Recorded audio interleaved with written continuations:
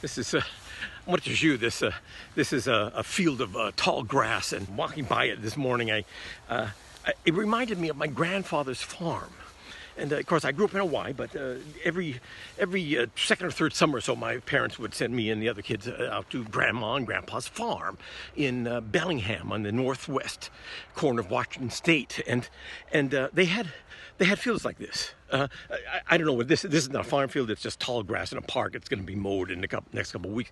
But of course, he harvested, hay or straw or whatever it is he had growing there, and he sold it and he put it in bundles, and there were all these smells, and there was this rhythm of farm life, and he would take me up on his tractor and put me on the tractor. I could steer in the field for a couple of minutes, and that barn with all that weird the smells and the hay and the wood and the iron and the oil, the workbench with these strange tools, and he knew how to use the tools. He knew how to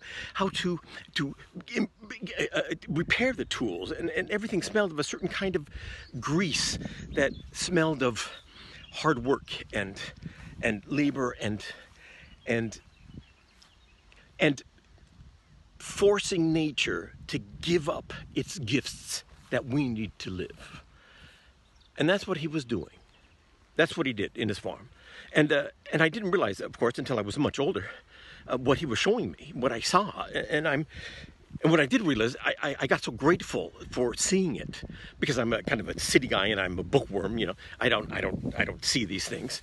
But by then, of course, he was dead. I could not tell him I was grateful that he showed me these things, that I could see this, and then later, of course, I found out that he had never intended to be a farmer. He wanted to go to the big city with his wife, and I don't know what the exact plan was, but he wanted to live in the city. He was to be a city guy, be cool, and maybe make some money. And then the Depression hit, and he went back to Bellingham from Seattle, and he somehow got into this farm, and he grudgingly, against his will, because he had no other choice, took up farm life.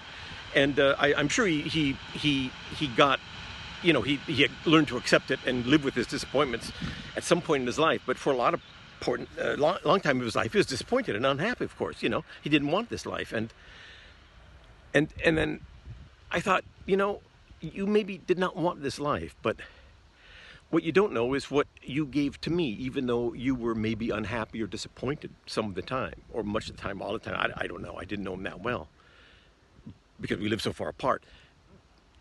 But I never got a chance to tell him what he meant to me. And I realized that that's typical for all of us. We all affect other people's lives in ways we don't really know. And then we go to our death, thinking about, maybe our loved ones or our regrets, or, we're in this kind of a bubble of our own lives, our immediate surroundings. And we don't realize that out there somewhere, floating around somewhere in the world, there are guys who we affected deeply, and we contributed something to their lives and to the world.